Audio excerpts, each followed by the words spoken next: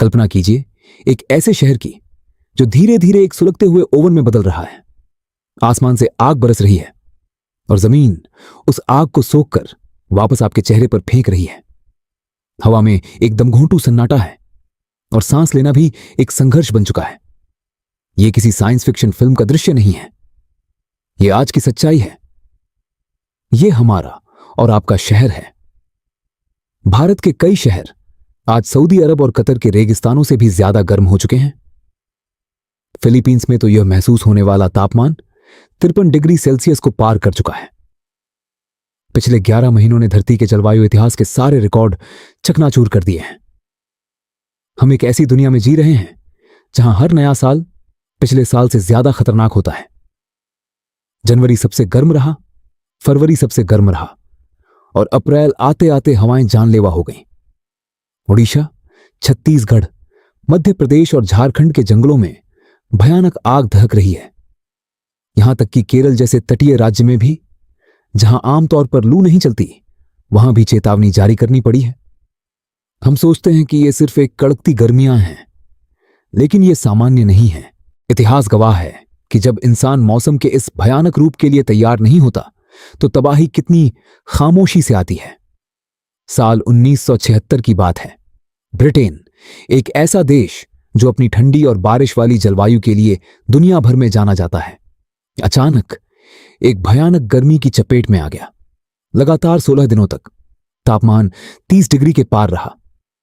नदियां सूखने लगीं, झीलों का पानी सड़ने लगा और उसमें बोटुलिज्म जैसा जहर फैल गया, जिसने हजारों मछलियों और पक्षियों की जान ले ली। पानी का अकाल इतना भीषण हो गया कि सरकार को विशेष कानून लागू करके नलों का पानी काटना पड़ा और लोगों को सड़कों पर बाल्टियां लेकर खड़ा होना पड़ा। लाखों की संख्या में भूखे लेडीबर्ड कीड़े सड़कों पर फैल गए, मानो कोई हॉरर फिल्म चल रही हो। लोग इस गर्मी के लिए बिल्कुल तैयार नहीं थे। अस्पतालों में मरीजों की भीड़ लग गई और उस साल इस भीषण गर्मी ने 2500 से ज्यादा लोगों की जान ले ली। उस वक्त इसे एक अजूबा माना गया था, एक ऐसी घटना जो शायद दोबारा ना हो। लेकिन आज ब्रिटेन का वो अजूबा हमारी रोजमर्रा की जिंदगी बन चुका है। आखिर अचानक हमारी दुनिया इतनी क्यों सुलग रही है? इस ग्लोबल वार्मिंग के पीछे सिर्फ हमारी गाड़ियां और फैक्ट्रियां नहीं हैं। इसके पीछे प्रशांत महासागर की गहराइयों में चल रहा एक बहुत बड़ा प्राकृतिक खेल भी है, जिसे अल नीनो कहा जाता है। प्रशांत महासागर को एक बहुत बड़े बाथटब की तरह सोचिए, जहां पानी हमेशा एक तरफ से दूसरी तरफ लहरें लेता रहता है।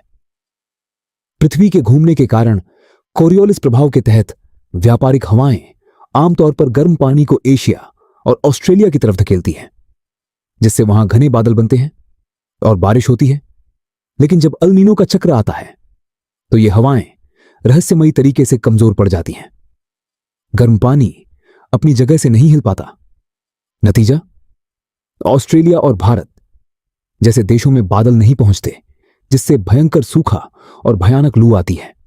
जबकि दूसरी तरफ दक्षिण अमेरिका के देशों में इतनी बारिश होती है कि सब कुछ डूब जाता है। यही वजह है कि आज हम ब्राजील में वो विनाशकारी बाढ़ देख रहे हैं जिसने 1.5 लाख लोगों को बेघर कर दिया। दक्षिण अफ्रीका में दशकों का सबसे भयानक सूखा पड़ा है, जहां लोग भुखमरी के कगार पर हैं।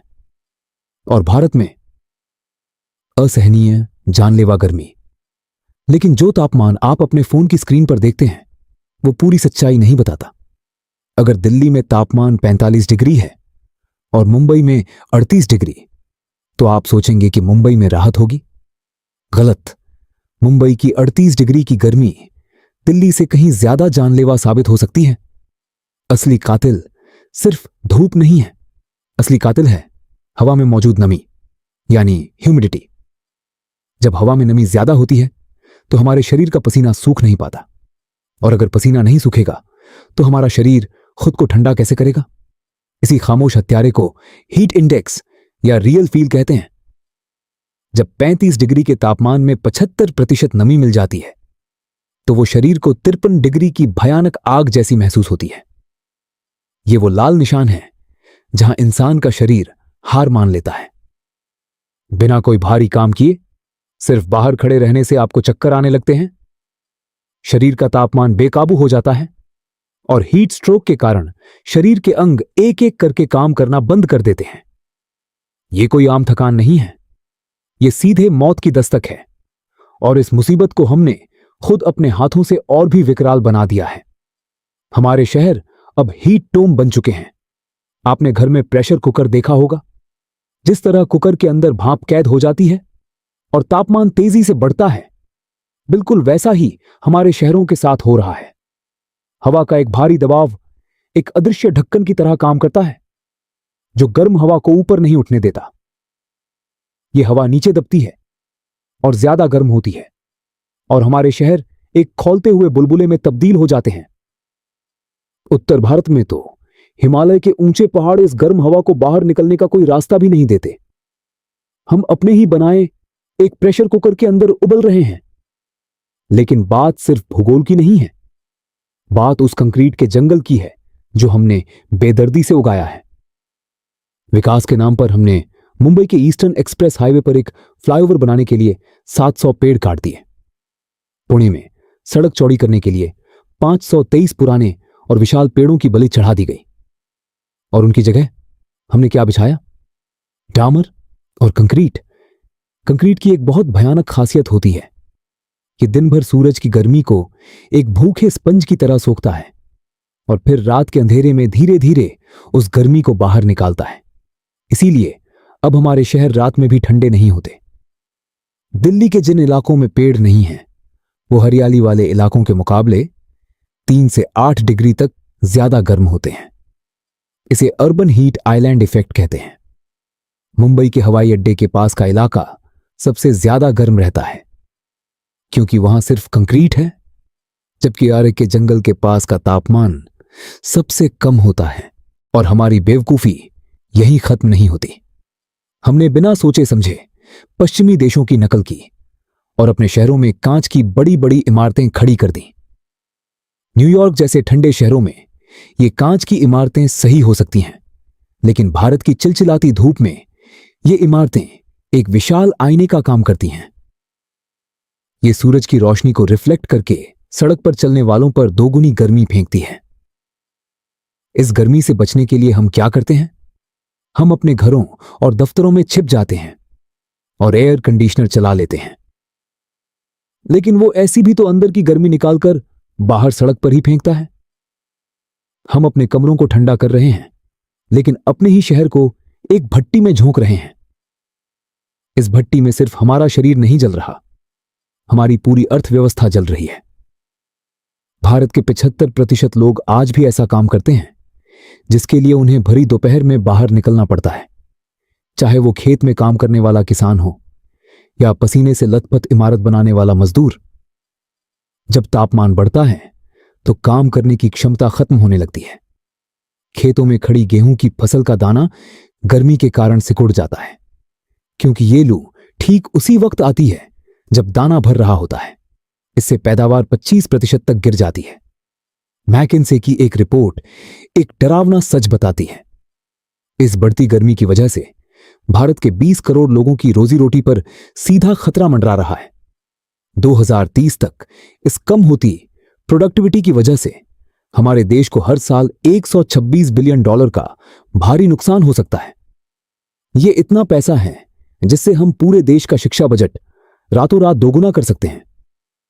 तो क्या हम इस आग में जलने के लिए मजबूर हैं? नहीं, समाधान हमारे बिल्कुल सामने है, लेकिन उन्हें लागू करने के लिए एक दृढ़ इच्छा शक्ति की जरूरत है। हमें कोई चमत्कार नहीं चाहिए, हमें बस अपनी सोच बदलनी है। सबसे पहले हमें अपनी छतों को सफेद रंग से पेंट करना होगा। सफेद रंग सूरज की रोशनी को वापस आसमान में धकेल देता है। चेन्नई और गुजरात में हुए प्रयोगों ने साबित कर दिया है कि सिर्फ एक सफेद पेंट की परत घरों को काफी हद तक ठंडा रख सकती है, लोगों का बिजली का बिल कम कर सकती है और उन्हें चैन की नींद दे सकती है। हमें रेडिएंट कूलिंग जैसी पुरानी लेकिन बेहद असरदार तकनीकों को वापस अपनी इमारतों का हिस्सा बनाना होगा। इसमें दीवारों के अंदर पाइपों में बहता ठंडा पानी पूरी इमारत को बिना एसी के ठंडा रखता है। यह कोई नई बात नहीं है। इसी तकनीक का इस्तेमाल करके हमारे पूर्वज पुराने किलों और ताजमहल जैसी इमारतों को भयंकर गर्मी में भी ठंडा रखा करते थे। और सबसे जरूरी बात, हमें अपनी सड़कों पर वापस हरियाली लानी होगी। पेड़ काटने का विकल्प सिर्फ पेड़ लगाना है। सड़कों के किनारे, डिवाइडर पर और जहां भी जगह मिले हमें बोगनविला, मोगरा और मधुमालती जैसे पौधे लगाने होंगे जो भारत की सूखी और गर्म जलवायु में आसानी से टिक सकें। सोचिए, एक आम का पेड़ अपनी पूरी जिंदगी में 21 टन ऑक्सीजन बनाता है और 81 टन कार्बन को सोखता है। यह उतनी ही ठंडक देता है जितना 1000 घंटे तक चलने वाले 5 एयर कंडीशनर देते हैं। यह हमारे शहर को सिर्फ खूबसूरत ही नहीं बनाएंगे, बल्कि उस डामर को छांव देंगे जो इस जानलेवा गर्मी को सोख रहा है। हम हवा के दबाव को नहीं रोक सकते, हम प्रशांत महासागर की लहरों और अल नीनो को नहीं बदल सकते, लेकिन हम अपने शहरों को कंक्रीट का खौलता हुआ प्रेशर कुकर बनने से जरूर रोक सकते हैं। समय रेत की तरह हमारे हाथों से फिसल रहा है।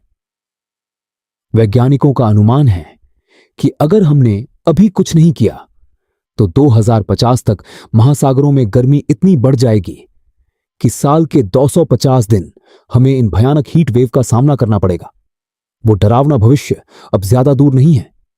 सवाल यह है कि क्या हम अपने ही बनाए इस तंदूर में खामोशी से जलना स्वीकार कर लेंगे, या फिर हम आज अभी एक ठंडे और सुरक्षित भविष्य की नींव रखेंगे। आसमान से बरसता तापमान लगातार ऊपर चढ़ रहा है और ये गर्मी अब सिर्फ हमारा पसीना नहीं निकाल रही, ये हमारी जिंदगी का वक्त सोख रही है। आज हमने चर्चा की इस जानलेवा हीट वेव और इसके पीछे के उन कारणों की जिन्हें अक्सर अनदेखा कर दिया जाता है। अगर आप भी जलवायु, विज्ञान और इतिहास से जुड़ी ऐसी ही गहरी और रिसर्च बेस्ड डॉक्यूमेंट्रीज देखना चाहते हैं तो मास्टर फाइल्स यूट्यूब चैनल को अभी सब्सक्राइब करें।